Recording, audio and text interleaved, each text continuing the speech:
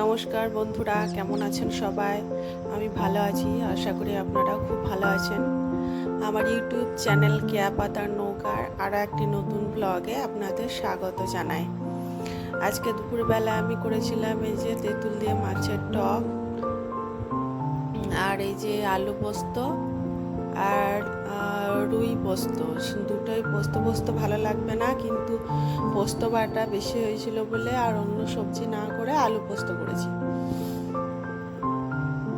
আলু পোস্ত আর রুই পোস্ত পরিমাণ একটু কম আছে, কারণ পাশে একটা দিদিকে দিয়েছিলাম, তাই এই রুই পোস্ত রেসিপিটা আপনাদের সঙ্গে আমি এখন শেয়ার করছি।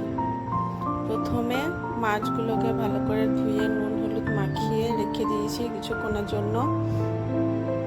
এবার মাছগুলো ভেজে নেওয়ার জন্য একটা কড়াইয়ে একটু তেল দিয়েছি, গরম হওয়ার জন্য অপেক্ষা করব। এবার গরম হয়ে গেলে মাছগুলো একে একে তেলের মধ্যে দিয়ে ভালো করে ভেজে নেব। এপিঠ ওপিঠ দুই পিঠই ভালো করে ভেজে নেব। আমি এক হাতে মোবাইল ধরেছিলাম আর এক হাতে মাছ দিচ্ছিলাম বলে ভালো করে বুঝতে পারিনি, এখানে দেখা যাচ্ছে না। এরকম করে সব মাছগুলো দিয়ে ভালো করে খানিক সময় নিয়ে ভেজে নেব। এইভাবে পরবর্তী ক্ষেপেও 4-5 পিস মাছ দিয়ে আমি সব মাছগুলোকে ভেজে নিয়েছি।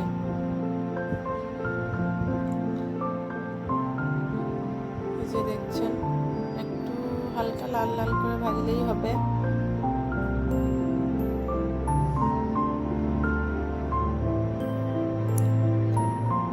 খুব কড়া করে ভাজলেও আবার ভালো টেস্ট আসবে না।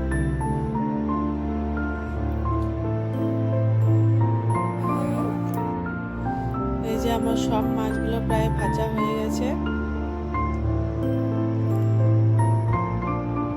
আর কিছুক্ষণ পরে তুলে নেব।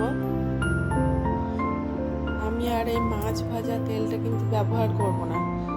আমি আর রুই পোস্ত করার জন্য আবার নতুন তেল দেবো কড়াইয়ে। এই যে দেখুন, ভাজা হয়ে গেছে, আমি সব মাছগুলোকে একে একে তুলে নিয়েছি।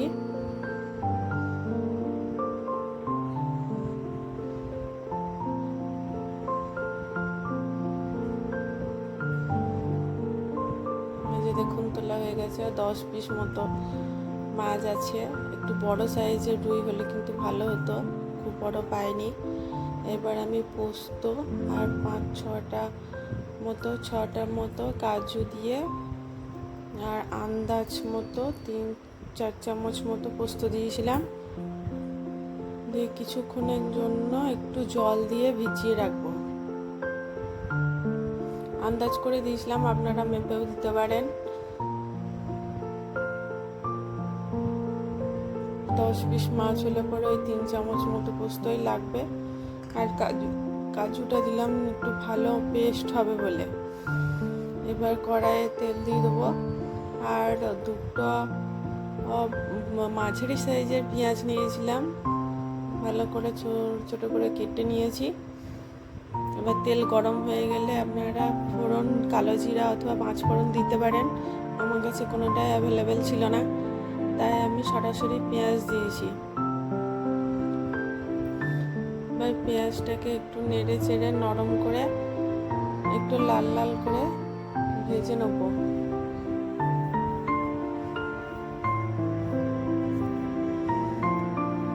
একটু পাতলা ছোট সাইজে পেঁয়াজ কাটবেন। পেঁয়াজ যদি গ্রেভিতে দেখা যায় মোটা মোটা, তাহলে কিন্তু দেখতে অতটা ভালো লাগবে না, তাই একটু পাতলা ছোট ছোট করে কেটে নেবেন, যাতে সহজে নরম হয়ে যায়। এরপর আমি আদা রসুনের পেস্ট দিয়ে দেবো। আদা রসুনের পেস্টটা একটু ভালো করে নেড়ে চেড়ে একটু ভেজে নেবো, কাঁচা গন্ধ যেন না থাকে এবং তেল ছেড়ে যায়। কিছুক্ষণ নেড়ে চেড়ে এইভাবে ভেজে নেব। আর ফ্লেম খুব হাই রাখলে হবে না, মিডিয়াম মতো রাখবেন। আপনারা একবার আমার মতো করে দেখতে পারেন, অনেকেই হয়তো জানেন। যারা রুই পোস্ত এখনো জানেন না বা কোনোদিন ট্রাই করেননি, একবার অবশ্যই করে দেখবেন। এবার আদা রসুন বাটা দেখুন প্রায় ভাজা হয়ে এসেছে।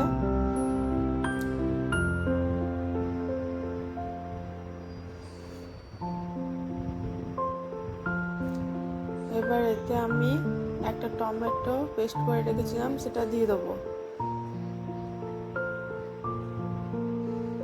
বেশি টমেটো দেবেন না, তাহলে টক স্বাদ চলে আসবে।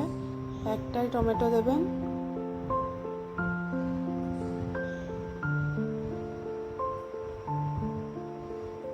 টমেটোটা দিয়েও বেশ খানিকক্ষণ নেড়ে চেড়ে ভালো করে টমেটোর কাঁচা গন্ধ মেরে নেব। আর ওই যে দেখুন একটা খোসা আছে, ভালো করে পেস্ট হয়নি, ওটা আমি তুলে নেব, দেখতে খারাপ লাগবে বলে। এবার টমেটোটা দিয়ে ভালোভাবে কিছুক্ষণ এইভাবে নেড়ে চেড়ে কাঁচা গন্ধ মেরে নেব। আর যতক্ষণ না তেল ছাড়ছে মশলা থেকে ততক্ষণ একটু ভালো করে কষবো।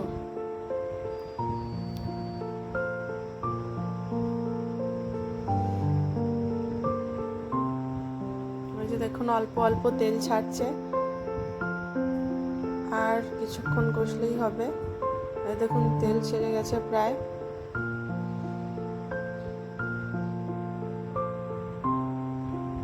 আর ফ্লেম অবশ্যই লো রাখবেন। এরপর আমি এতে নুন অ্যাড করব পরিমাণ মতো।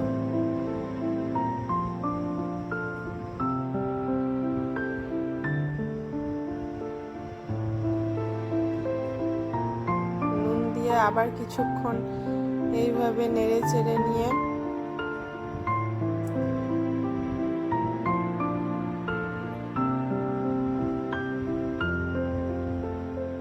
দেখুন ভালো মতোই তেল ছাড়ছে।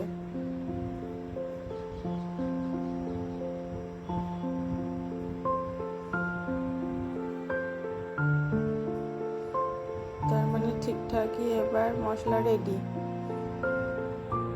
কষানো হয়ে গেছে। এবার আমি এতে বেটে রাখা পোস্ত আর কাজু দিয়ে দেবো।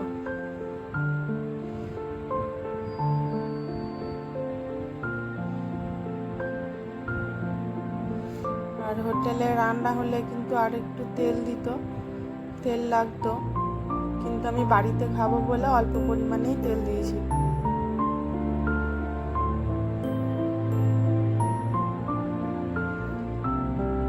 এবার পোস্ত বাটাটা দিয়ে এইভাবে ভালো করে মিশিয়ে নিয়ে অল্প ফ্লেমে বেশ কিছুক্ষণ কষতে হবে, পোস্ত থেকে যতক্ষণ না তেল ছাড়বে।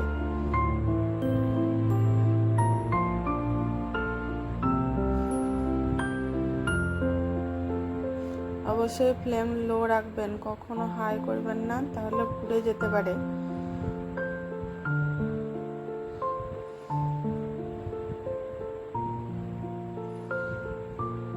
আর আমিও তেল অল্প দিয়েছি বলে তলায় লাগবো কেমন ভাব লাগছে, যে দেখুন।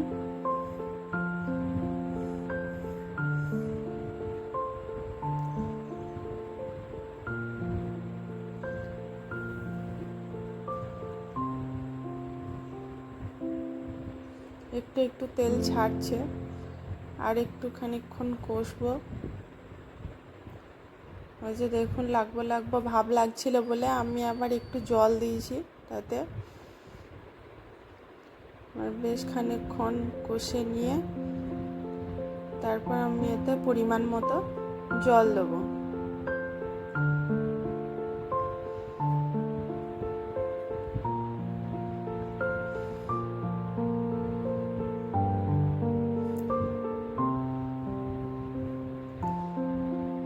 দেখুন পাশ দিয়ে তেল ছাড়ছে, এটা একটু সময় নিয়ে করতে হবে, হাই ফ্লেম দিলে হবে না।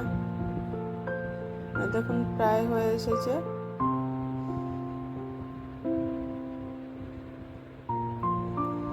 আর এখানে আমি অবশ্যই আপনারা লঙ্কা বাটা দিতে পারেন, কিন্তু আমি আমার বাচ্চা খাবে বলে লঙ্কা দিইনি, শেষে অ্যাড করব। এখানে আমি 1 বাটি মতো জল দিয়েছি, যারা যেমন গ্রেভি পছন্দ করবেন সেই পরিমাণ মতো জল দেবেন। তবে খুব পাতলা ঝোল কিন্তু রুই পোস্ত করা যাবে না, কারণ পোস্ত গায়ে লেগে না থাকলে, মাছে গায়ে লেগে না থাকলে একদমই ভালো লাগবে না। যে দেখুন ফুটে উঠেছে, এবার আমি মাছের পিসগুলো সব এর মধ্যে দিয়ে দেবো।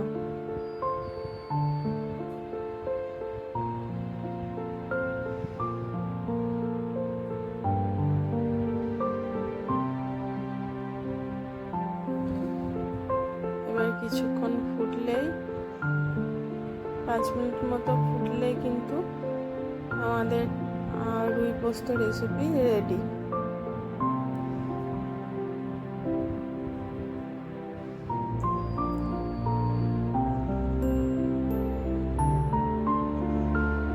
যে দেখুন ফুটছে, আমি একটু ফ্লেমটা লো করে দিয়েছিলাম মাঝে। এবার আমি সবার শেষে একটু ধনেপাতা কুচি আর কাঁচা লঙ্কা চিরা একটু দিয়ে দেবো।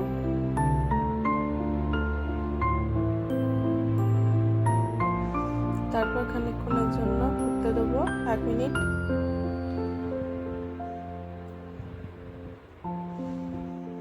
বা ঝাল যে যেমন খাবেন সেরকম লঙ্কা দেবেন।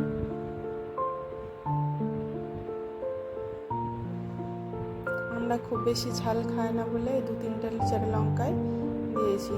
এবার দেখুন একদমই হয়ে এসেছে।